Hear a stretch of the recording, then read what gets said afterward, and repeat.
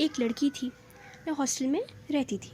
एक बार की बात है, उस लड़की का एग्ज़ाम चल रहा था। वह हर रोज़ अपने हॉस्टल रूम के बेड पर बैठकर पढ़ती थी। उसके बेड के पास एक स्टडी टेबल रखा हुआ था। उस टेबल के एक खाने पर वह अपने जूते के डब्बे रखती थी।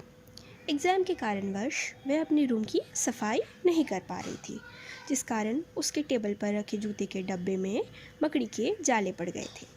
जब वह लड़की पढ़ाई करती रहती तो अचानक से उसके मन में एक अजीब सा विचार उत्पन्न होता था और वह बिना किसी कारण अपने बेड पर पड़े सभी कचड़ों को उठाकर उस जूते के डब्बे में डालने लगती थी। ऐसा वो हर रोज़ करती थी। फिर अचानक से एक रोज़ उसके मन में यह विचार आया कि वो आखिर ऐसा क्यों करती है।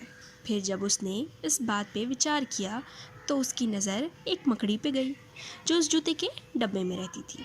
फिर उस लड़की ने थोड़ा और कचड़ा उस जूते के डब्बे में डाला तो फिर जो हुआ उसे देखकर वह लड़की बहुत अचंभित रह गई।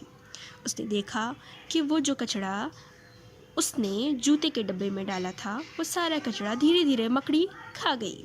तो दोस्तों, आपको इस कहानी से क्या सबक मिलता है? इस कहानी से हमें ये समझ में आता है कि दुनिया में कुछ भी बिना कारण नहीं होता है।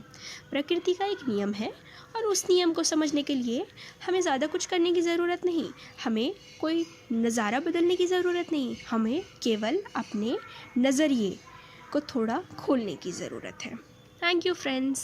May God bless you. Have a nice day.